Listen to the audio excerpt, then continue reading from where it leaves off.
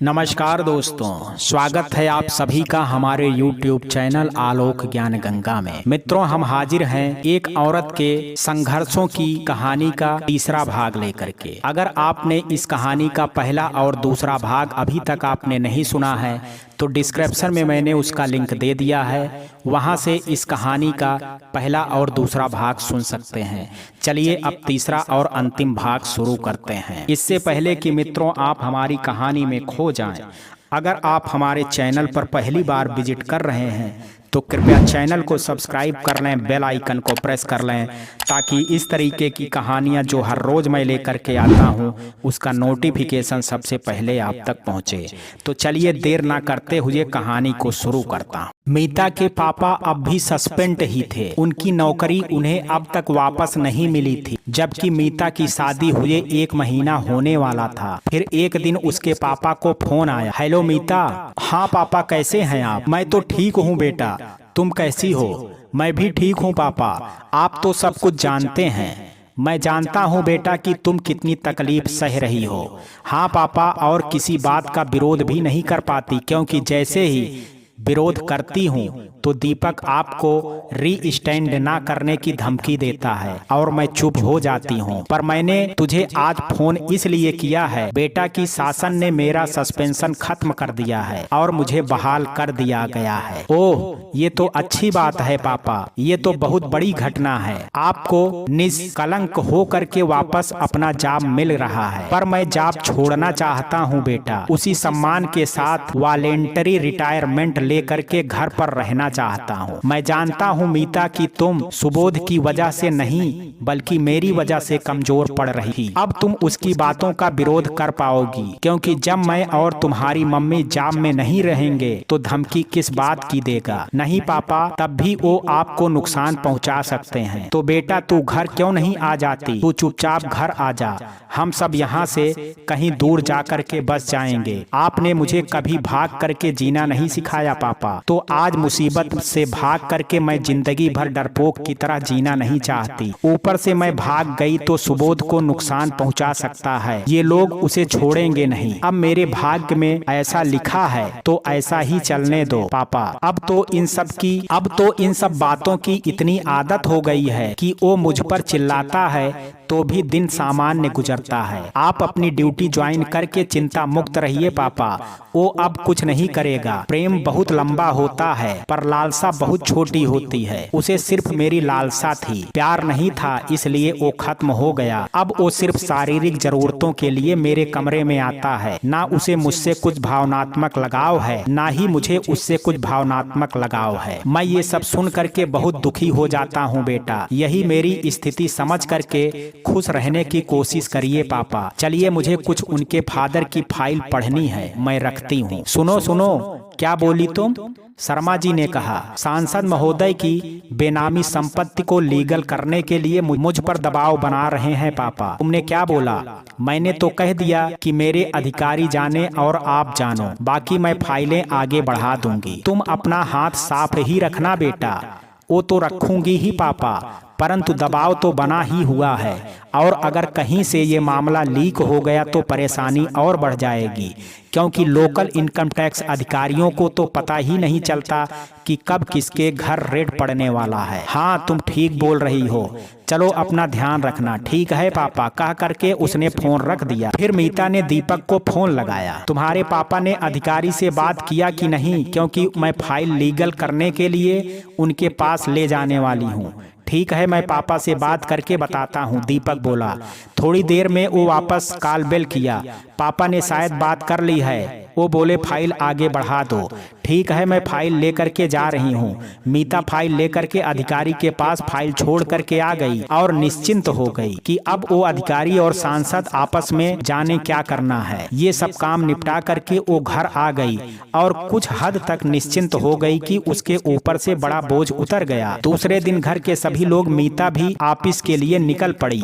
तब करीब दिन के 12 बजे सांसद महोदय के घर तथा सभी ठिकानों पर केंद्रीय केंद्रीय आयकर विभाग का छापा पड़ा। खबर लगते लगते करीब 1 घंटा बीत चुका था। दीपक ने मीता को फोन किया। कमीनी, तुमने क्या किया? फाइल के साथ क्या किया था? तुमने पूरी फाइल की कॉपी दिल्ली भेज दी थी। नहीं, मैं क्यों भेजूंगी? मैंने तो वो फाइल बिल्कुल वैसे ही अपने अधिकारी को दे दी थी। इतना पैसा खाने के बाद भी वो अधिकारी तो धोखा नहीं दे सकता। धोखा तुम्ही ने दिया होगा। नहीं तो बताओ कि उन सारी संपत्तियों की जानकारी आखिर वहाँ पहुँची कैसे? मुझे कुछ नहीं मालूम। मैं भला अपने ही परिवार का बुरा क्यों चाहूंगी? आखिर तुम्हारे घर की बहू हूँ मैं, और चाहे जो भी हो वो तो मेरे ससुर ही हैं। मुझे तुम्हारी बात पर बिल्कुल भरोसा नहीं है। तुम तुरंत घर आओ, तुमको बताता हूँ। देखो, कुल मिला करके तुम मेरे साथ मारपीट करोगे, पर मैं सच बोल रही हूँ। मुझे सचमुच नहीं पता। मैं अपने पापा की कसम खा करके कहती हूँ, मुझे कुछ भी नहीं पता है। मीता बोली, मुझे कुछ भी नहीं सुनना है। तुम तुरंत घर आओ, आज तुम्हारी खैर नहीं। थोड़ी देर में मीता सांसद के निजी आवास पर पहुंच गई। दीपक बाहर ही खड़ा था और उसके साथ आयकर विभाग के 2-3 अधिकारी भी खड़े थे। तुम ऊपर जाओ, मैं अभी आता हूं।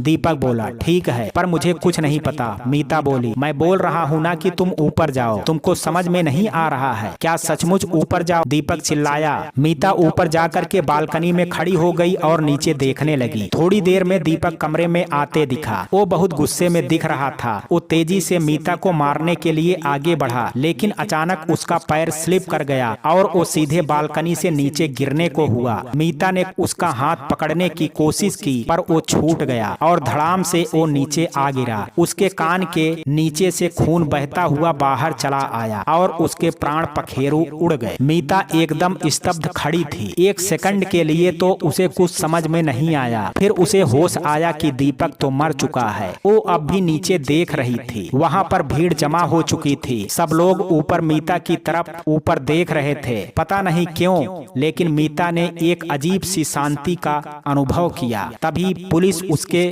कमरे में आ गई और उसे हिरासत में ले लिया। सांसद ने तुरंत उसको अरेस्ट करने का आदेश दे दिया। अब तो उसको यकीन हो गया था कि इसी ने रेड करवाया है और इसी ने उसके बच्चे को तीसरे मंजिल से धक्का दिया होगा। इसलिए उसने पुलिस को तत्काल FIR दर्ज करने के लिए कहा। पुलिस भी तत्काल हरकत में आ गई। उसने मीता को गिरफ्तार कर लिया। बालकनी के फोटोग्राफ ले लिए। ऊपर बालकनी के सभी चीजों को आकलन कर उसके कमरे को बंद कर दिया गया। पुलिस ने मीता को रिमांड पर ले लिया और तुरंत महिला जेल ले गई। ये खबर तत्काल आग की तरह फैल गई। उसके पापा के पास जैसे ही ये खबर पहुंची, वो विचलित हो गई। उन्होंने तुरंत अपने एक वकील मित्र को फोन किया और उसको लेकर के सेंट्रल जेल पहुंच गए। ये सब कैसे हो गया बेटा? शर्मा जी ने मीता से पूछा। मीता चुपचाप बैठी थी। क्या तुमने कुछ किया? मीता ने ना में सिर हिला दिया। फिर कैसे हुआ, कुछ बताओगी? मीता के आंसू बह निकले। मीता, तुम पहले शांत हो जाओ प्लीज, पापा बोले।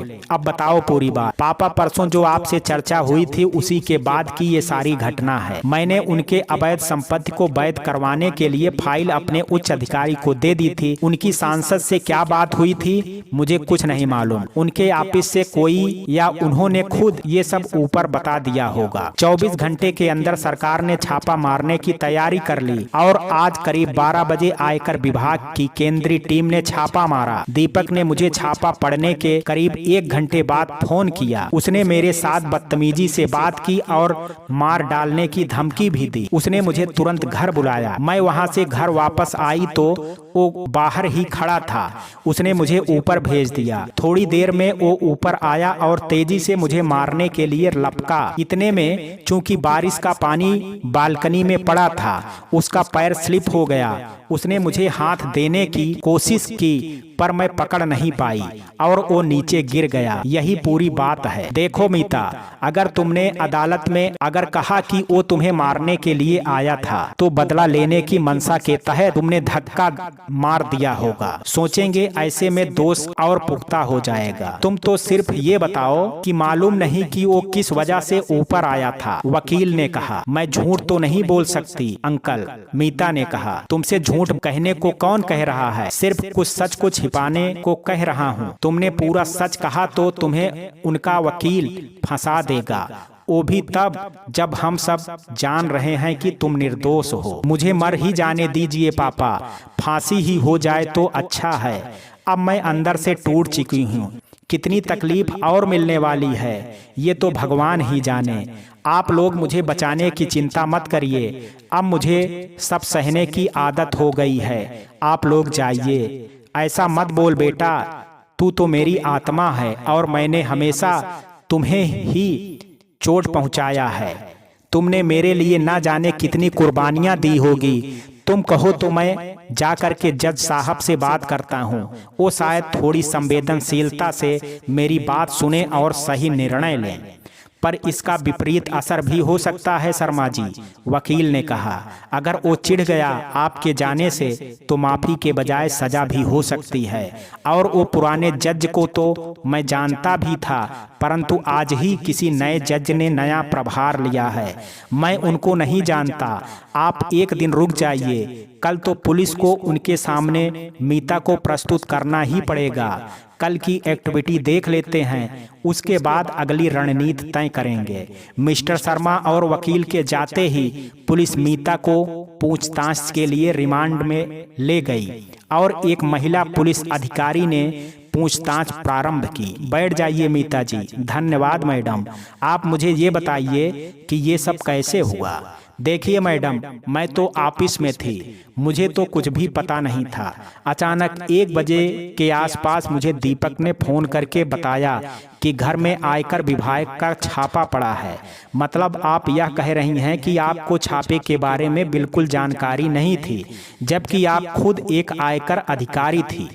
नहीं मैडम, ये छापा तो केंद्रीय टीम ने मारा था, हमको तो कुछ भी खबर नहीं थी। हमें पता चला कि आप इनके बेनामी संपत्ति को लीगल करने की कोशिश कर रही थी। ऐसी कोई बात नहीं है मैडम, मैं एक ईमानदार महिला अधिकारी हूँ और ईमानदार पिता की बेटी हूँ।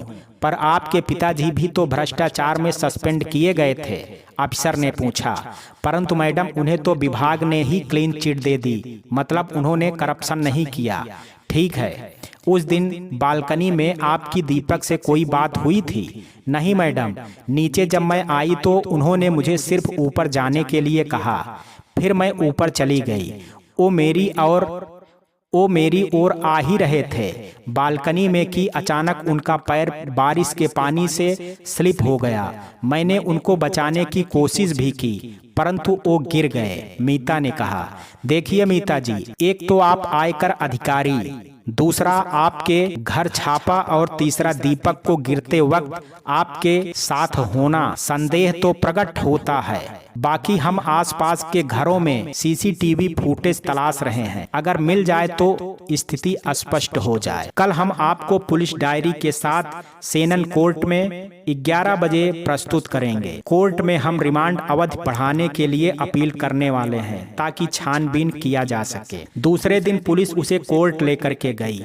वो बैठ करके अपनी बारी का इंतजार कर रहे थे। मीता के पिता भी वकील के साथ पहुंच गए। मीता की ओर से केस लड़ने के लिए उन्होंने अपने कागजात तैयार कर लिए। तभी बाहर गैलरी में मुनादी हुई, अगला केस नंबर 7321 मीता शर्मा वर्सेस दीपक साहनी हाजिर हों। जैसे ही मीता कोर्ट रूम के अंदर गई, उसकी आंखें खुली रह गई। वो एकदम स्तब्ध हो गई। ठीक उसके सामने जज की कुर्सी पर सुबोध बैठा था। वो अचानक उसको देख करके कंट्रोल नहीं कर पाई और फफक करके रो पड़ी। वो वहीं पर धड़ाम से बैठ गई और दोनों हाथों से मुंह छिपा करके रोने लगी। ये आश्चर्यजनक किंतु सत्य था कि जीवन ने उन दोनों को ऐसे मोड़ पर खड़ा कर दिया था जहां पर धोखा देने वाली मीता, जो वो अब तक सुबोध की नजर में थी, उसका फैसला जज सुबोध को करना था। ये किसके लिए अवसर था और किसके लिए दुखद पल, ये तो विधाता ही जानता है। फिलहाल मीता नीचे फर्श पर बैठकर रोए जा रही थी। तभी सुबोध ने पुलिस से कहा, मैडम इन्हें चुप करा करके ऊपर बैठाइए, इससे कोर्ट की कार्रवाई बाधित होती है। सुबोध एकदम शांत था। सुबोध को तो पहले से ही पता था कि ये उसकी ही मीता है। टीवी पर, पेपर में, न्यूज में सभी जगह उसकी खबरें चल रही थी और मीडिया ने तो उसे पहले से ही दोषी ठहरा दिया था। अब चूंकि ये बड़ा हाई प्रोफाइल केस था तो कोर्ट में भी भीड़ भी बहुत अधिक थी। सांसद महोदय तो नहीं आए थे, पर उनकी पार्टी के कार्यकर्ता बड़ी संख्या में कोर्ट रूम के बाहर नारेबाजी कर रहे थे। वे नारेबाजी करके जज के ऊपर सजा देने का दबाव बना रहे थे। सुबोध ने पुलिस से पूछा, क्या आपके साथ कोई सीनियर अधिकारी आए हैं? जी सर, डीएसपी साहब आए हैं। ठीक है, बुलाइए उनको। जय हिंद सर, डीएसपी ने सैल्यूट मारा। देखिए, कैंपस में नारेबाजी से आम लोगों को परेशानी हो सकती है। आप फोर्स बुलाइए और उन्हें कैंपस से बाहर करिए। कैंपस के बाहर वो चाहे तो नारेबाजी कर सकते हैं। जी सर, कह करके डीएसपी बाहर निकल गए। मीता रह रह करके सुबोध की ओर देखती थी। सुबोध अब थोड़ा कमजोर दिखाई दे रहा था। दुख उसके चेहरे पर स्पष्ट दिखाई दे रहा था, परंतु फिर भी वह आत्मविश्वास से लबरेज था। मीता जानती थी कि सुबोध उससे नाराज होगा और वो तो उसे सजा ही देने की सोचेगा, क्योंकि उसने उसे धोखा दिया है। वो सोच रही थी कि अच्छा हुआ मैंने उसे धोखा दिया, इससे वो कम से कम अपने जीवन में तरक्की तो किया। अब वो थोड़ा सुकून महसूस कर रही थी कि उसका सुबोध अब सुखी और समृद्ध। अब चाहे वो मुझे फांसी दे या आजीवन कारावास, मैं सब हंस करके सह लूंगी। इधर मीता के पिता ने जब सुबोध को जज की सीट पर देखा तो उनके भी आश्चर्य का ठिकाना नहीं रहा। वो दिन और घटना उन्हें याद आ गया जब वो मीता के लिए भरी बारिश में उनके घर के सामने बैठ करके गिड़गिड़ा रहा था। उन्हें समझ में आ गया था कि सुबोध आज अवसर का लाभ उठा करके मीता को सजा अवश्य देगा। आखिर मीता ने उसको धोखा दे करके किसी और से शादी जो कर ली थी। वो बेहद चिंतित हो गए। उन्हें लगा किसी तरह सुबोध से मिल करके उसे ये सब बताना पड़ेगा, नहीं तो मीता बेचारी और फंस जाएगी। साइलेंस, सुबोध की आवाज गूंजी। सभी चुप हो गए। क्या पुलिस ने प्राथमिकी दर्ज करा ली है? जी सर। एफआईआर की कॉपी दिखाइए। और बयान कहाँ दर्ज है वो दिखाइए। क्या बचाव पक्ष से कोई वकील है? जी सर, मैं हूँ, मीता के वकील ने कहा। आपके दस्तावेज कहाँ है? दिखाइए। ठीक है, मैं आपका बचाव पक्ष के वकील के लिए स्वीकृति देता हूँ। पुलिस की ओर से सरकारी वकील साहब कहाँ हैं? नमस्कार सर,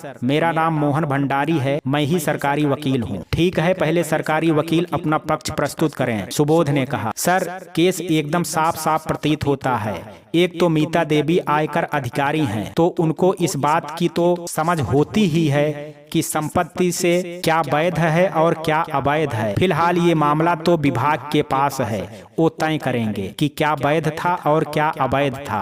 पॉइंट ये है सर कि चूंकि मीता देवी के द्वारा ही या उनके माध्यम से छापा पड़ा जिससे दीपक नाराज था। अब दीपक ने पक्का ऊपर बालकनी में जाकर के अपनी नाराजगी जताई होगी, जिससे मीता देवी गुस्सा हो गई और उन्हें अवसर पाकर के धक्का दे दिया। क्या स्क्विड के निशान बालकनी में ऊपर को मिले हैं? जी सर। पर सर, स्क्विड को अवसर में तो बदला जा ही सकता है। मीता देवी तो वहीं खड़ी थी, वो चाहती तो सामने आ जाती या उसे रोक सकती थी, पर ऐसा उन्होंने नहीं किया। इससे ये साबित होता है कहीं ना कहीं वो इस घटना के लिए जिम्मेदार हैं। हो सकता है उन्होंने धक्का ही दे दिया हो।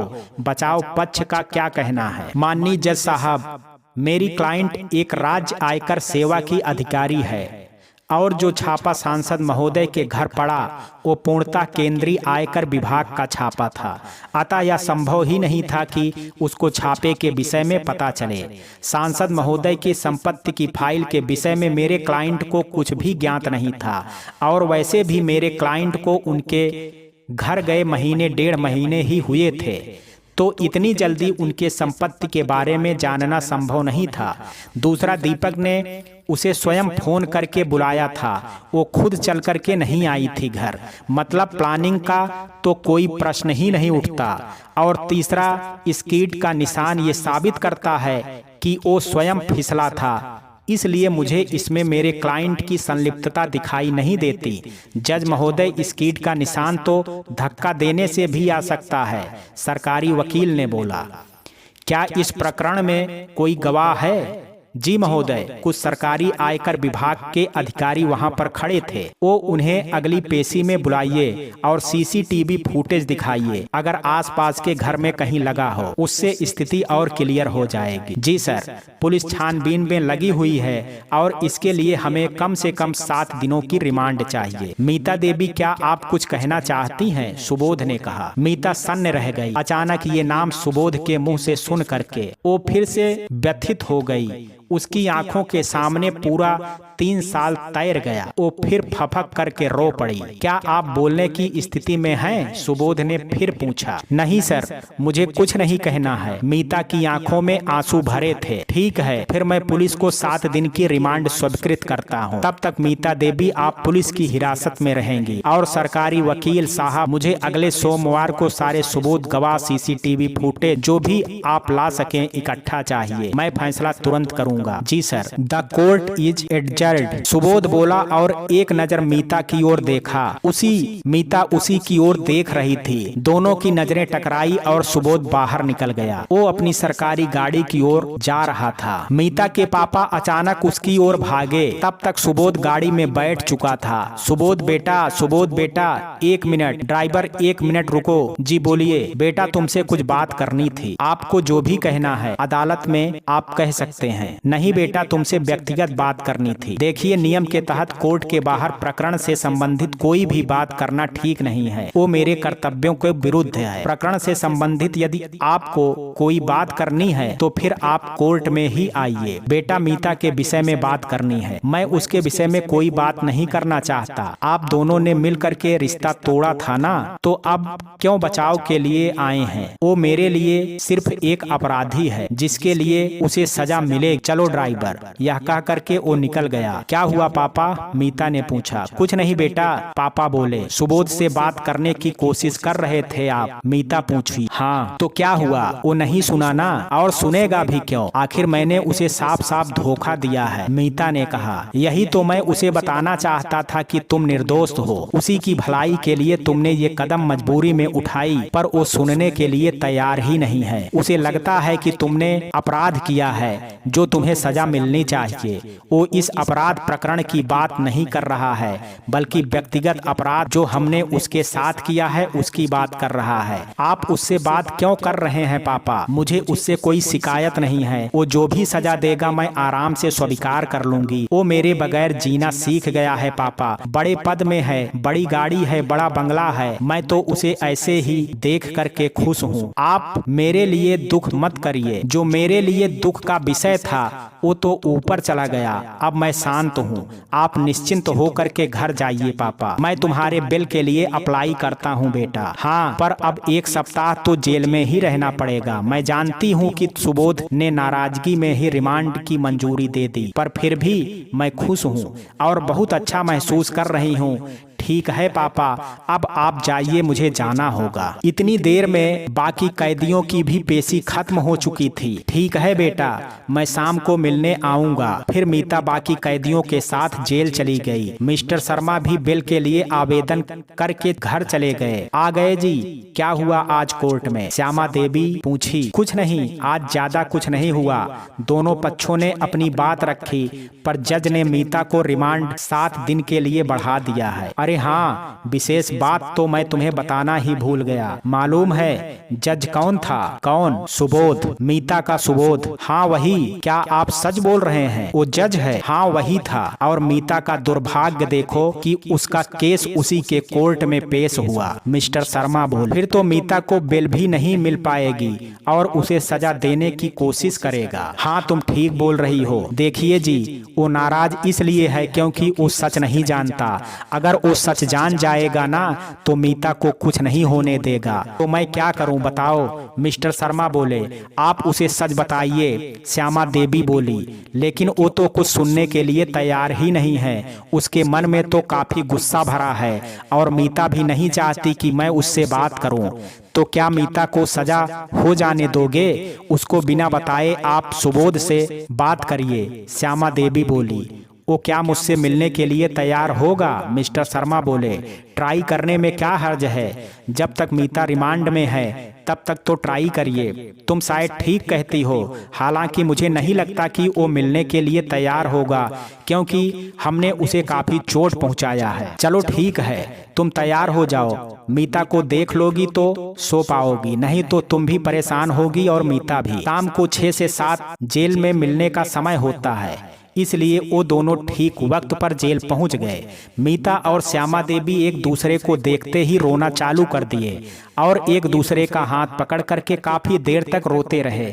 बीच में जेल की दीवार जो थी, बेटा तू चिंता मत कर, तेरे पापा ने बेल के लिए अप्लाई कर दिया है और अगर जज तुझे बेल नहीं देगा तो हम हाई कोर्ट में अप्लाई करेंगे। मुझे सजा की चिंता नहीं है माँ, मुझे आप लोगों की चिंता है। मैं ठीक हूँ, आप निश्चिंत रहो और प्लीज रो मत। पापा मम्मी को लेकर के जाइए, ये यहाँ जब तक रहेंगी तब तक रोती रहेंगी। ठीक है बेटा, कह करके मिस्टर शर्मा उसकी मम्मी को लेकर के चले गए। घर पहुंच करके उन्होंने श्यामा देवी को छोड़ा और सेशन जज के बंगले की ओर निकल गए। ढूंढते हुए वो सुबोध के बंगले के सामने पहुंच गए। उन्होंने देखा बाहर बड़े अक्षरों में लिखा था सुबोध कुमार सत्र न्यायाधीश, और एक सिक्योरिटी गार्ड वहां पर बैठा हुआ था। क्यों गार्ड जी साहब हैं क्या घर पर? क्या काम है आपको? जी काम तो उन्हीं से है। आप कौन हैं? मैं संयुक्त सचिव हूँ PWD में, मेरा नाम मिस्टर शर्मा है। गार्ड उठा और खट से सैल्यूट मारा।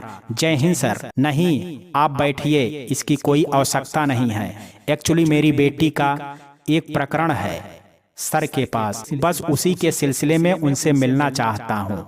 ठीक है, आप इस पर्ची में अपना नाम पता और काम लिख करके दे दीजिए, मैं अंदर पूछ करके आता हूँ। मिस्टर शर्मा ने उस पर अपना नाम और काम में मीता के विषय में चर्चा लिख करके अंदर भेज दिया। थोड़ी देर में गार्ड बाहर आया और बोला, साहब बोल रहे हैं कि वो किसी कैदी के विषय में घर में बात नहीं करते, आप कल कोर्ट आ जाइए। ओह, पर मुझे तो मिलना ही है, बताओ मैं क्या करूं? सर आप कल कोर्ट में मिल लीजिए। नहीं गार्ड भाई, मुझे उनसे घर पर ही मिलना है। देखिए सर, अगर उन्होंने मना कर दिया तो मैं कोई मदद नहीं कर पाऊंगा। ठीक है, मैं यहीं इंतजार करूंगा। और वहीं जमीन पर बैठ गए। अरे अरे, ये आप क्या कर रहे हैं सर? आप ऊपर चेयर पर बैठ जाइए। 2 घंटे बीत चुके थे, रात के 10 बज गए। गार्ड ने गेट से ही अंदर फोन किया तो इत्तेफाक से सुबोध ने ही उठाया। सर वो साहब अभी तक बैठे हैं, उनसे कहो कि घर चले जाएं, अपना समय नष्ट ना करें। मैं उनसे कोर्ट के बाहर नहीं मिलूंगा। सर रात काफी हो गई है, आप सचमुच घर चले जाइए, लगे तो कल फिर आ जाइएगा, पर अपनी तबीयत खराब मत करिए प्लीज। हाँ ये तुम ठीक कह रहे हो गार्ड भाई, मैं तो रोज आ सकता हूँ। चलो ठीक है, मैं कल फिर आता हूँ। अच्छा भाई गुड नाइट, कह करके वो चले गए। दूसरे दिन वो फिर बंगले के सामने आ गए तो गार्ड ने अंदर फोन किया और बताया, सर वो कल वाले साहब फिर आए हैं, क्या करूं? तुमने उन्हें बताया नहीं कि मैं नहीं मिलना चाहता? बताया हूं सर, पर वो मिलने की जिद में बैठे हैं। ठीक है, उन्हें बैठे रहने दो, कह करके सुबोध ने फोन रख दिया। 2 घंटे बाद गार्ड ने फिर फोन करके बताया कि वो साहब अब तक बैठे हैं, पर सुबोध टस से मस नहीं हुआ। ऐसे रोज मिस्टर शर्मा आकर के 2 घंटे सुबोध के गेट के सामने बैठे रहते थे, पर दोनों ही जिद्दी थे। ना तो सुबोध मान रहा था और ना ही मिस्टर शर्मा, और इस बारे में मिस्टर शर्मा मीता को भी नहीं बता सकते थे। उनके लिए ये एक मजबूरी थी। रविवार के दिन शर्मा 5-6 घंटों तक जब उनके घर के सामने बैठे रहे, तब सुबोध के बड़े भाई ने सुबोध को समझाया, सुबोध मैं देख रहा हूँ कि तुम कुछ ज्यादा ही अन्याय कर रहे हो उनके साथ। वो बेचारे रोज आ करके तुमसे मिलने के लिए मिन्नतें करते हैं और तुम हो कि टस से मस नहीं होते। उनसे एक बार मिल क्यों नहीं लेते हो? भैया तुम तो उनका पक्ष लो ही मत, वो और बेचारे कैसे हो गए। ऐसे ही मैंने भी एक दिन बहुत गिड़गिड़ाया था, पर उन्होंने मेरी एक नहीं सुनी। आज मेरी बारी है, तो क्या बदला लोगे? हाँ लूंगा। भूलो मत सुबोध कि तुम एक जज हो, न्याय करने वाली सीट पर बैठते हो, और इस मामले में मैं देख रहा हूँ तुम व्यक्तिगत हो रहे हो। ये तुम्हारे कर्तव्य के खिलाफ है। भैया आप मुझे मत बताइए मेरे कर्तव्य, मैं अच्छी तरह जानता हूँ। जानते हो तो फिर उनको आम आदमी की तरह ट्रीट करो। अगर एक आदमी तुमसे मिलना चाहता हो तो क्या नहीं मिलोगे? अब सुबोध चुप था। अच्छा, अपने मन से नहीं मिलना चाहते हो तो कम से कम मेरे कहने से मिल लो, पूछ तो लो आखिर क्या बताना चाहते हैं। ठीक है भैया, सिर्फ आपके कहने पर मैं उनसे मिल लेता हूँ। उसने घंटी बजाया, एक गार्ड अंदर आया। वो जो साहब बाहर बैठे हैं उन्हें बुला लाओ और मेरे ऑफिस में लेकर के चलो, कह करके वो अपने ऑफिस में चला गया। थोड़ी देर में मिस्टर शर्मा उसके ऑफिस में आ गए। आपके पास 5 मिनट का समय है, बोलिए और चले जाइए। धन्यवाद सर, मुझे 5 मिनट देने के लिए। मेरे लिए 5 मिनट पर्याप्त है। मीता बहुत जिम्मेदार और महान लड़की है सर, मैं उस पर जितना भी गर्व करूं कम है। उसने आपके और मेरे लिए अपनी खुशियों का बलिदान दे दिया। जब मीता की ट्रेनिंग चल रही थी तब वहां एक डीएसपी का लड़का था, दीपक साहनी। वो मीता को पसंद करने लगा। मीता के साथ उसने बदतमीजी भी की और मीता ने उसे थप्पड़ भी मार दिया था। सुबोध ये सब सुन करके एकदम शॉक्ड था। उसे तो कुछ भी पता नहीं था। जब उसके पिता सांसद थे तो एक दिन मेरे घर आ गए। उसने आपको जान से मार देने की धमकी दी और मुझे सस्पेंड करा देने की धमकी दी। हो सकता है उस दौरान किसी ट्रक ने आपको सिर्फ ठोकर मार करके छोड़ दिया हो, क्योंकि बाद में उसने बताया था कि इस बार तो सिर्फ उसको ठोकर मारा है, परंतु अगली बार ट्रक सीधे उसके ऊपर से गुजर जाएगी। सुबोध ने रिकॉल किया, सचमुच उसके साथ ये घटना हुई थी। वो ट्रक वाले को चिल्लाया था, परंतु ट्रक उसे गिरा करके तेजी से निकल गया था। फिर उसने मुझे झूठे केस में फंसा करके सस्पेंड करवा दिया ताकि वो मीता को शादी के लिए मजबूर कर सके। अगर वो ये सब आपको बताती तो आप पक्का कुछ कदम उठाते, और वो लोग इतने ताकतवर थे कि उसके बदले में वो मुझे और उसकी मम्मी को भी नुकसान पहुंचा सकते थे। इसलिए उसने अपनी खुशियों को ताक में रख करके अपना सर्वस्व बलिदान कर दिया। आप नहीं जानते सर कि वो आपको कितना प्रेम करती है, इतना कि अगर आप उसे फांसी भी दे दो तो उसे हंस करके स्वीकार कर लेगी। सुबोध एकदम चुप था। अच्छा सर, आपने मुझे 5 मिनट का समय दिया, उसके लिए शुक्रिया। अब फैसला आप पर है। शुभ रात्रि। ये कह करके मीता के पिता बाहर निकल गए। दूसरे दिन पेशी थी। मीता 1 सप्ताह तक जेल में थी और मन चाहे जितनी भी शांत हो, जेल में रहने का असर शारीरिक और मानसिक रूप से पड़ता ही है। वो 1 सप्ताह से ठीक से खा पी नहीं पा रही थी। उसे नौकरी से सस्पेंड भी कर दिया गया था। और इधर सुबोध आज उसके लिए क्या फैसला करने वाला था, ये उसके लिए अनिश्चित था। वो थोड़ी चिंतित भी थी कि सुबोध शायद उसे कड़ी से कड़ी सजा दे, इसलिए वो बहुत कमजोर महसूस कर रही थी। वो तैयार होकर के कोर्ट ले जाने का इंतजार कर रही थी। उसे बताया गया कि आज उसका केस शाम को है। सुबह उसके पिता आकर के उसके लिए फ्रूट्स दे गए थे और कह करके गए थे कि वो सीधे कोर्ट में मिलेंगे। घर पर श्यामा देवी ने उनसे पूछा, आपको क्या लगता है सुबोध आज क्या फैसला करेगा? क्या पता श्यामा, मैंने तो उसे पूरा घटनाक्रम बता दिया था, बाकी केस के बारे में तो पता नहीं सकता। अगर विपक्ष के वकील ने ये साबित कर दिया कि वो हत्या के मामले में दोषी है तो उसे सजा तो देने ही पड़ेगी। ये कोई व्यक्तिगत मुद्दा तो है नहीं, बाकी अंतिम निर्णय तो जज को ही करना होता है। श्यामा देवी ने पूछा, हाँ तुम ठीक कह रहे हो, जज निजी जीवन की घटनाओं से भी प्रभावित होता है और मीता ने उसे एक तरफ से धोखा ही दिया है, तो उसके मन में अगर जरा सी भी ये बात आई तो वो सजा और कड़ी कर देगा। तो क्या हुआ?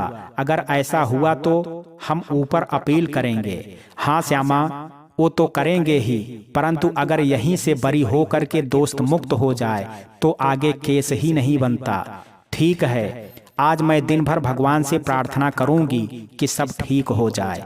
पुलिस सारे कैदियों को जिनकी पेशी थी उन्हें लेकर के कोर्ट पहुंच गई थी।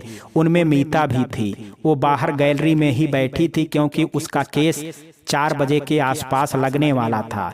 उसके पापा और वकील साहब भी वहीं खड़े थे।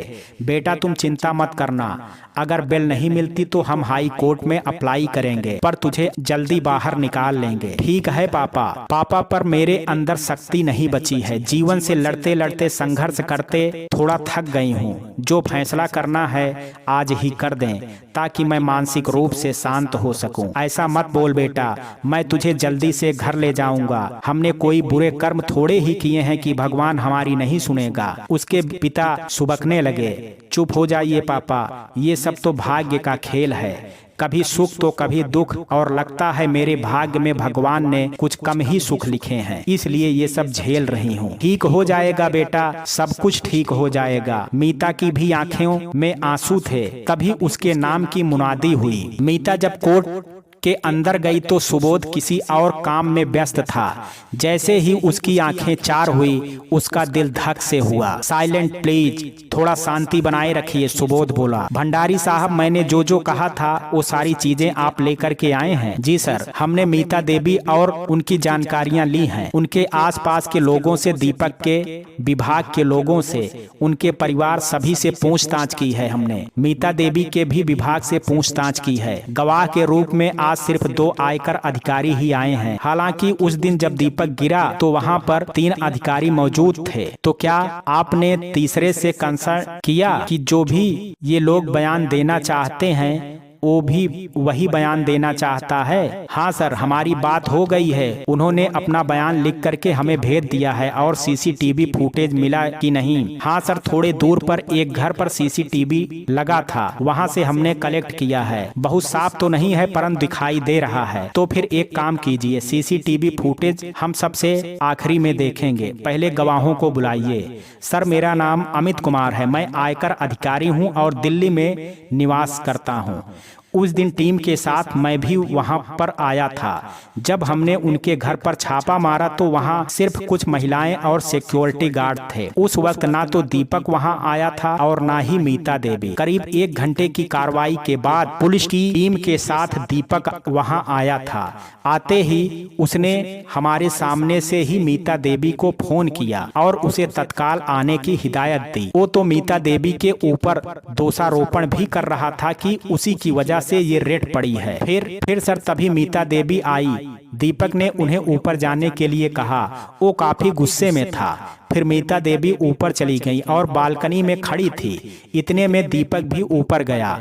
हम नीचे एक दूसरे से बात ही कर रहे थे। अचानक दीपक धड़ाम से नीचे गिरा। उस वक्त हम में से कोई भी ऊपर नहीं देख रहा था। मतलब उसके जाने और गिरने के बीच कितना समय लगा होगा? सुबोध ने पूछा। सर, मुश्किल से 5 मिनट। मतलब हाथापाई की संभावना नहीं है? संभव ही नहीं है सर, वो तो सीसीटीवी में भी दिख जाएगा। ओके, और कोई विशेष बात जो आप बताना चाहेंगे? सर, हमने लोकल आयकर विभाग को इस रेड के बारे में कोई सूचना नहीं दी थी, अतः इस बात की संभावना नहीं है कि मीता देवी को इस छापे के बारे में पता हो। डॉक्टर भंडारी जी, क्या दूसरे अधिकारी को भी यही कहना है? जी सर, मुझे कुछ कहना है। हाँ बताइए सर, सुबोध बोला। सर, दीपक बहुत गुस्से में ऊपर गया था, तो स्वाभाविक है कि मीता देवी को भी बुरा लगा होगा। जब दीपक स्कीड हुआ तो मीता देवी उनके सामने ही थी। को गिरता देख उन्होंने जाने दिया, जबकि वो उसे पकड़ सकती थी, और मुझे लगता है उन्होंने ऐसा जानबूझ करके किया। दिखाइए सीसीटीवी फुटेज, सुबोध बोला। सभी के सामने सीसीटीवी फुटेज को चालू किया गया। स्क्रीन बहुत ज्यादा क्लियर तो नहीं था और कवरेज भी दूर का था। हाँ, लेकिन उस वक्त क्या हुआ था ये दिख रहा था। सुबोध ने देखा कि दीपक गुस्से में तेजी से उसकी ओर हाथ उठाए हुए आ रहा था।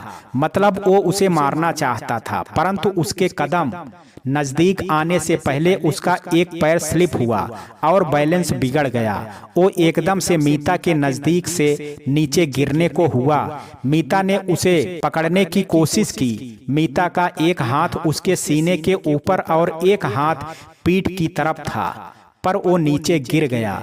देखिए सर, मैंने कहा था ना कि मीता देवी चाहती तो उसे रोक सकती थी। परंतु बदले की भावना में उसे छोड़ दिया। ये तो मर्डर है सर। बचाव पक्ष के वकील साहब आप बोलिए। सर, फुटेज से ये कैसे साबित होगा कि मीता देवी की मंशा क्या है? इसमें तो बल्कि ये दिख रहा है कि उसने दीपक को बचाने की पूरी कोशिश की, परंतु बचा नहीं सकी। और वैसे भी गुस्से में आदमी का बैलेंस बहुत जल्दी बिगड़ जाता है। सर, दीपक इतने गुस्से में था कि खुद पर कंट्रोल नहीं कर पाया। अगर वो शांत मन से ऊपर गया होता तो शायद स्लिप भी नहीं होता और बच जाता। हाँ, मीता देवी आपको, ये सुबोध बोल ही रहा था कि मीता अचानक चक्कर खा करके नीचे गिर गई। गिरते वक्त उसका सिर बेंच से टकराया और वो बेहोश हो गई। सुबोध ये सब अचानक देख करके घबरा गया। वो तेजी से अपनी सीट से उठा और मीता के पास आ गया। उसे गाड़ी की पिछली सीट पर रखा और वहीं बैठ गया। मीता का सिर उसकी गोद में था और वो एकदम हाँफ रहा था। तभी दौड़ते हुए उसके पिताजी भी वहां आ गए। सर, आप पीछे आइए, ड्राइवर सीधे हॉस्पिटल ले चलो। वो अब भी हाँफ रहा था। ड्राइवर गाड़ी दौड़ाते हुए सीधे हॉस्पिटल ले गया। गाड़ी से उतर करके उसने मीता को गोद में उठा करके निकाला और स्ट्रेचर पर रख दिया। उसको तेजी से इमरजेंसी में ले जाया गया। डॉक्टर के रूम के बाहर ही बैठा था। 10-15 मिनट के बाद डॉक्टर बाहर आया और बोला, देखिए, लगता है गिरते वक्त इनके सिर पर चोट लग गई, इसलिए बेहोश हो गई। इनको प्राइवेट वार्ड में शिफ्ट करके वेंटिलेटर पर रखते हैं, फिर आगे की जांच करेंगे। उनके साथ कौन है? मैं हूं डॉक्टर, और उनके पिताजी हैं। ठीक है, आप ये दवाई ले आइए, डॉक्टर बोले। सुबोध ने पर्ची उसके पिता के हाथों से ले ली और कहा, आप बैठिए सर, मैं लेकर के आता हूँ। मीता के पिता आश्चर्यचकित थे कि सुबोध मीता को अब भी प्रेम करता है और वो उसकी चिंता कर रहा है। थोड़ी देर में मीता का प्राइवेट वार्ड में शिफ्ट कर दिया गया। डॉक्टर ने उसकी जांच की प्रक्रिया पूरी कर दी। लगभग 3 घंटे बीत गए थे। सुबोध और मीता के पिता बाहर ही बैठे थे। वहां पर पुलिस भी तैनात थी, परंतु अब तक मीता को होश नहीं आया था। तभी नर्स बाहर आई। पेशेंट के साथ कौन है? उन्हें डॉक्टर साहब अंदर बुला रहे हैं। सुबोध और मिस्टर शर्मा उठ करके अंदर गए। जी डॉक्टर साहब बताइए, सुबोध बोला। देखिए, क्या आपको इनकी परिस्थिति को कुछ ज्ञान है? आप लोग इतने लापरवाह कैसे हो सकते हैं? मैं समझा नहीं डॉक्टर साहब, मीता के पापा बोले। मिस्टर शर्मा, आपकी बेटी कई दिनों तक भयंकर यौन हिंसा का शिकार हुई है। उसके शरीर में जगह जगह चोट के निशान हैं और उसके निजी अंगों को तो नोचा खरोंचा गया है। ऐसा लग रहा है जैसे कई दिनों से उसने कुछ खाया पिया नहीं है। न्यूट्रिशन की भारी कमी है उसके शरीर में। ये सब क्या है मिस्टर शर्मा? आप इतने बड़े अधिकारी हैं, अपनी बेटी का ख्याल नहीं रख सकते? शर्मा जी रोने लगे और सुबोध तो ये सब सुन करके एकदम सन्न रह गया। उसका दिमाग शून्य हो गया। फिर अचानक उसने डॉक्टर से कहा, क्या मैं वो सारे निशान देख सकता हूँ? डॉक्टर साहब देखिए, मैं एक जज हूँ और मैं ही इनके केस की सुनवाई कर रहा हूँ और ये सब देखना मेरे लिए बहुत महत्वपूर्ण है। जज साहब, बिना उनके घर वालों की अनुमति के मैं आपको नहीं दिखा सकता, डॉक्टर बोले। उनके फादर यहीं खड़े हैं, आप उनसे परमिशन ले लीजिए, सुबोध बोला। डॉक्टर ने मिस्टर शर्मा की ओर देखा तो मिस्टर शर्मा ने हाँ में सिर हिला दिया। ठीक है मिस्टर शर्मा, आप बाहर जाइए। नर्स जज साहब को सारे चोट के निशान दिखा दो। ये कह करके वो भी बाहर निकल गए। सुबोध वहीं स्टूल पर बैठ गया और नर्स ने मीता के जब कपड़े हटाए तो सुबोध एकदम चौंक गया। उसके शरीर में कई जगह चोट के निशान थे। कुछ जगहों पर तो खून जम गया था और उसके निजी अंगों पर तो ढेर सारे खरोंच के निशान थे। उसने धीरे से अपनी उंगली उसके एक चोट पर रखा और जैसे ही उसे मीता के स्पर्श का एहसास हुआ, वो टूट गया और फपक करके रो पड़ा। उसकी आंखें छलछला गई। वो मीता के हाथ को अपने चेहरे से लगा करके रोने लगा। तुमने मुझे बताया क्यों नहीं मीता? तुमने मुझे बताया क्यों नहीं? वो रोए जा रहा था। उस राक्षस ने मेरी मीता का क्या हाल कर दिया। तुमने मुझे बताया क्यों नहीं? मैं तुम्हारे साथ ये सब कभी नहीं होने देता मीता, कभी नहीं होने देता। तुम बस ठीक हो जाओ मीता, भगवान के लिए ठीक हो जाओ। वो काफी देर तक सुबकता रहा। फिर थोड़ी शांत हुई। मीता के पिता बाहर ही थे, पर मीता को होश नहीं आया था। सुबोध बाहर आया। सर आप घर जाइए, मैं यहीं पर रुका हूँ। घर पर मीता की मम्मी चिंता कर रही होंगी। नहीं, आप बल्कि घर चले जाइए सर, मैं यहीं पर हूँ। मीता के पापा बोले, मैं कह रहा हूँ ना आप जाइए, मैं डॉक्टर से बात करके आता हूँ। मीता के पापा उसका ये लहजा देख मना नहीं कर पाए। उनके लिए तो ये सुखद था कि सुबोध खुद से मीता की देखभाल कर रहा था। वो घर आ गए। क्या हुआ जी, इतनी देर कैसे हो गई? श्यामा देवी ने पूछा। कुछ नहीं श्यामा, मीता अचानक बेहोश हो गई कोर्ट रूम में। ओह, तो आपने मुझे बताया क्यों नहीं? चिंता की कोई बात नहीं है, डॉक्टर ने बताया कि ये बेहोशी शारीरिक कमजोरी की वजह से है। तो आप उसे अकेले छोड़ करके कैसे आ गए? वो अकेली नहीं है, उनके पास सुबोध है। क्या क्या कहा आपने? सुबोध? हाँ सुबोध। कोर्ट रूम में जब वो गिरी तो सुबोध ही दौड़ करके सबसे पहले आया, उसे अपनी गोद में उठा करके गाड़ी में डाला और हॉस्पिटल ले गया। वहीं उसकी देखभाल कर रहा है और खर्चा भी वही कर रहा है। वो उसको बहुत चाहता है श्यामा। नफरत की चादर जो उसके मन पर चढ़ी थी वो शायद धुल गई। अब शायद उसके फैसले पर उसका असर हो। तुम उसके लिए टिफिन दे दो, मैं वापस जाऊंगा और चिंता मत करो। ठीक है जी, कह करके श्यामा देवी टिफिन बनाने चली गई। इधर सुबोध ने डॉक्टर से पूछा, कब तक होश में आ जाएगी डॉक्टर साहब? कुछ कह नहीं सकते सर, कमजोरी काफी है, हो सकता है रात को ही आ जाए या कल सुबह तक आए। आप घर क्यों नहीं चले जाते? जज साहब आप क्यों रुके हैं? इस प्रश्न का सुबोध ने कोई उत्तर नहीं दिया। वो चुपचाप उठा और मीता के पास जाकर के स्टूल पर बैठ गया। वो एकदम मीता को देख रहा था। कितनी खुशियों के पल उसके साथ बिताए थे, सब उसकी आंखों के सामने झिलमिला गए। तभी उसके पिता अंदर आए। सर मैं आपके लिए टिफिन लाया हूँ, प्लीज खा लीजिए। नहीं, इसकी कोई आवश्यकता नहीं है, मैं ठीक हूँ। काफी देर से आपने कुछ खाया नहीं सर, प्लीज ले लीजिए। क्षमा कीजिएगा सर, पर ये टिफिन आप बाहर जो दोनों सैनिक बैठे हैं उनको दे दीजिए। उनके लिए तो आफत ही हो गई है, आप प्लीज उन्हें दे दीजिए और आप बाहर जा करके थोड़ा सो जाइए, मैं यहीं बैठा हूँ। ठीक है सर, कह करके शर्मा जी बाहर आ गए। सुबह 4 बजे के करीब मीता को होश आया। उसने चारों ओर कमरों में नजर फिराया, उसे कोई नहीं दिखा। फिर अचानक बगल में उसकी नजर गई। सुबोध स्टूल पर बैठा था और उसका सिर दीवार पर टिका था। शायद उसकी आंख लग गई थी। उसने उसे नहीं जगाया।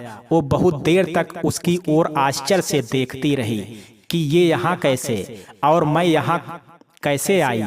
उसे कुछ भी याद नहीं आ रहा था। उसे सिर्फ इतना याद था कि वो तो कोर्ट रूम में खड़ी थी और फिर अचानक उसका दिमाग शून्य हो गया था। फिर उसे समझ में आया कि वो शायद हॉस्पिटल में है और सुबोध ही उसे शायद वहां लेकर के आया हो। वो अब भी वहीं वेंटिलेटर पर थी। बहुत देर तक सुबोध को देख लेने के बाद जब उससे रहा नहीं गया तो वो उसे छूने के लिए उसके हाथ को टच की। इससे अचानक सुबोध जाग गया। ओह, आपको होश आ गया, चलो अच्छा हो गया, अब आप सेफ हैं, मैं चलता हूँ, सुबोध उठते हुए बोला। मीता ने उसका हाथ पकड़ लिया। सुबोध रुक गया। नाराज हो मुझसे? हाँ ठीक ही है, तुम्हारी नाराजगी जायज है सुबोध। आज मैंने देख लिया कि कितना प्यार करते हो मुझसे। बहुत प्यार करते हो ना। रात भर मेरे लिए यहीं बैठे रहे, कुछ खाया पिया नहीं, पर मैं तुम्हारे प्यार के लायक नहीं हूँ सुबोध। मैं अपवित्र हो गई हूँ, तुम मुझे फांसी दे दो, मीता बोली। सुबोध उसकी ओर ना देख करके इधर उधर देख रहा था, क्योंकि उसके आंसू निकलने के लिए बेताब थे और वो उन्हें रोक नहीं पा रहा था। मीता आगे बोली, क्योंकि सच यही है सुबोध कि मैं चाहती तो उसे पकड़ सकती थी, पर उसने मुझे इतनी तकलीफ दी थी कि मैंने सोचा यही बेहतर है और उसे जाने दिया। मीता बोली, देखिए आज आपकी पेशी है, अगर आपको बेहतर लगे तो आइए, अन्यथा मैं आपके बगैर ही फैसला सुना दूंगा। यह कह करके वो बाहर निकल गया। मीता उसे बाहर जाते हुए देखती रही। बाहर निकल करके उसने उसके पापा को जगाया। सर, आपकी बेटी को होश आ गया है, अब वो सेफ है, मैं चलता हूँ। तैयार हो करके कोर्ट जाना है, कल का फैसला अधूरा रह गया था, उसे पूरा करना है। अगर उसे ठीक लगे तो कोर्ट ले आइएगा, नहीं तो आप अपने वकील को ही भेज दीजिएगा और उसे एडमिट रहने दीजिए, मैं गार्ड को बोल देता हूँ। सुबोध बोला, धन्यवाद सर, आपने बहुत मदद की। नहीं सर, ये तो मेरा फर्ज था, कह करके सुबोध निकल गया। मिस्टर शर्मा अंदर गए तो मीता को जागा हुआ देख खुश हो गए। उन्हें रोना आ गया और वो वहीं स्टूल में बैठ करके सुबकने लगे। मीता ने उनका हाथ पकड़ा और पूछा, पापा आप क्यों रो रहे हैं? अब तो मैं ठीक हूँ। कुछ नहीं बेटा, तुझे होश में देख करके मुझे रोना आ गया। मुझे क्या हुआ था पापा, कुछ याद नहीं आ रहा है। तू कोर्ट रूम में अचानक चक्कर खा करके गिर गई थी बेटा, और गिरते वक्त सिर पर बेंच से चोट लग गई, जिसके कारण तुम बेहोश हो गई। ओह, तो मुझे यहाँ कौन लाया? आप लाए? जी नहीं बेटा, तुम्हें गिरा देख करके सुबोध दौड़ करके आया, तुम्हें अपनी गोदी में उठाया और अपनी ही गाड़ी में डाल करके तुरंत हॉस्पिटल लाया। उसी ने सारा खर्च किया है बेटा, और यहाँ से टस से मस नहीं हुआ जब तक कि तुमको होश नहीं आया। मीता की आंखों में आंसू निकल गए। वो मुझे बहुत चाहता है पापा, पर मैंने उसके साथ बिल्कुल अच्छा नहीं किया। पता नहीं वो मुझे माफ करेगा कि नहीं, मैं थोड़ी चिंतित हूँ, क्योंकि आज वो मुझसे बिना कुछ कहे निकल गया। इतने दिन की नाराजगी क्षण भर में नहीं जाएगी बेटी, उसे थोड़ा मौका दो। वो एक बहुत ही सुलझा हुआ लड़का है, जल्दी ही समझ जाएगा। आज तुम्हारा फैसला होना है बेटा, मैं वकील अंकल को भेज देता हूँ कोर्ट, तुम्हें जाने की आवश्यकता नहीं है। ठीक है पापा, कह करके वो सोने की कोशिश करने लगी। इधर कोर्ट रूम में दोनों पक्ष के वकील मौजूद थे। सुबोध ने कहा, देखिए मैंने दोनों पक्षों को सुना है, गवाहों के बयान भी सुना है और सीसीटीवी फुटेज भी देखा है। एक बात तो साफ है कि इसको पीछे किसी भी प्रकार की साजिश या इरादा तो नहीं दिखाई देता, मतलब इरादतन हत्या का तो बिल्कुल मामला नहीं बनता। दूसरा, मीता देवी के हाथ दोनों ओर मतलब सामने और पीछे हैं, जबकि धक्का देते वक्त हाथों का पीछे होने की संभावना नहीं है। अतः यह कहना भी उचित नहीं है कि उसने धक्का दिया है। अब यह बात है कि वो उसको पकड़ सकती थी। इसके लिए मैं यह कहना चाहूँगा कि आदमी जब पहले से तैयार होता है तभी वह पकड़ पाता है। अचानक ऐसी स्थिति हो तो जरूरी नहीं कि उसका शारीरिक बल काम करे और वो उसको पकड़ पाए। अतः सारी बातों को ध्यान में रखते हुए यह सिद्ध होता है कि यह घटना मात्र एक दुर्घटना थी और मीता देवी का इस घटना से कोई संबंध नहीं है। इसलिए यह कोर्ट प्रकरण क्रमांक 7321 में दीपक साहनी की हत्या के जुर्म से मीता देवी को दोष मुक्त करते हुए बाज्यत बरी करती है। यह कोर्ट शासन को यह भी आदेश देती है कि मीता देवी को उनकी नौकरी ससम्मान लौटाई जाए। द कोर्ट इज एडजर्ड, कह करके वो उठा और बाहर निकल गया। वकील की खुशी का ठिकाना नहीं रहा। उसने तुरंत मिस्टर शर्मा को फोन लगाया, भैया कोर्ट ने मीता को बाज्यत बरी कर दिया है। क्या? हाँ भैया, जज साहब ने मीता को दोष मुक्त करते हुए बाइज्जत बरी कर दिया और उसे वापस नौकरी पर रखने के लिए आदेश जारी कर दिया। यह सुनते ही उसके पापा जोर जोर से रोने लगे। आसपास में सबकी नजरें घूम करके उधर गई। क्या हुआ पापा, आप इतनी जोर जोर से क्यों रो रहे हैं? सुबोध ने तुम्हें बाइज्जत बरी कर दिया बेटा। मीता एकदम स्तब्ध थी, जो कुछ कहने की स्थिति में नहीं थी। उसकी आंखों के कोनों से आंसू की धारा बह निकली। उसने तुम्हारी नौकरी भी लौटा दी बेटा। अभी वकील अंकल ऑर्डर्स लेकर के जेल जाएंगे और तुम्हें छुड़ाने की सारी कार्रवाई करके सीधे यहीं आएंगे। मीता एकदम चुप थी, उसकी आंखें लबालब भरी थी। सुबोध का चेहरा उसकी आंखों के सामने झिलमिला रहा था। थोड़ी देर में वकील साहब जेल से सारी औपचारिकताएं पूरी करके आ गए।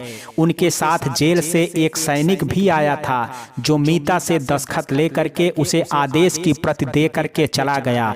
मिस्टर शर्मा ने भी जब तक हॉस्पिटल की सारी औपचारिकताएं पूरी करा ली, फिर वो मीता को लेकर के घर चले गए। शाम को करीब 7 बजे उसके घर का डोर बेल बजा। मिस्टर शर्मा और श्यामा देवी वहीं हॉल में बैठे थे। उन्हें लगा वकील साहब आए होंगे, लेकिन जैसे ही उन्होंने दरवाजा खोला तो देखा कि सामने सुबोध खड़ा है। अरे आइए सर, मीता के पापा बोले। आप मुझे सर मत कहिए प्लीज, मेरा नाम सुबोध है। आप मुझे सुबोध कह सकते हैं। और क्या आप मुझे बता सकते हैं कि मेरी पत्नी कहाँ है? मैं उसे ले जाने आया हूँ। ये सुनते ही मीता के माता पिता की आंखें छलछला गई। उन्होंने इशारे से कहा, ऊपर। आप परमिट करें तो क्या मैं उसे ले जा सकता हूँ? मीता के पापा ने डबडबाई आंखों से सिर हिला करके हाँ कहा। सुबोध ये देख करके सीधा ऊपर चला गया। मीता का कमरा खुला हुआ था।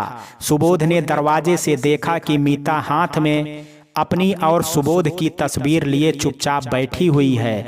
वह धीमे से चलते हुए मीता तक गया और उसके कंधे पर हाथ रखा। मीता चौंक कर पलटी। तुम्हें ले जाने के लिए दोबारा शादी करनी पड़ेगी कि ऐसे ही चलोगी? सुबोध ने मुस्कुरा करके पूछा। ये सुनते ही मीता टूट गई। वो सुबोध से लिपट गई और फूट फूट करके रोने लगी। मुझे ले चलो सुबोध, मुझे ले चलो। वो जोर जोर से ये बोल करके रो रही थी। सुबोध उसे रोते हुए ही गोद में उठाया और उठाए उठाए ही हाल से होते हुए गाड़ी तक लाया। ड्राइवर उन्हें देखते ही दरवाजा खोला और सुबोध ने उसे पिछली सीट पर लिटा दिया। वो वापस अंदर गया और उसके मम्मी पापा के पैर छुआ। मीता के माता पिता की आंखों में आज खुशी के आंसू थे। फिर सुबोध वहां से बाहर निकल करके आया और गाड़ी में बैठ गया। उसने मीता की ओर देखा और उसका माथा चूम लिया। फिर कहा, चलो घर चलते हैं। और गाड़ी निर्विरोध गति अपनी मंजिल की ओर निकल पड़ी। तो मित्रों, ये कहानी आपको कैसी लगी? आप अपनी राय मुझे कमेंट बॉक्स में जरूर दीजिएगा। वीडियो अगर पसंद आया हो तो वीडियो को लाइक, शेयर और चैनल को सब्सक्राइब करना ना भूलें। कल मिलते हैं एक नई कहानी के साथ। तब तक के लिए जय हिंद, जय भारत।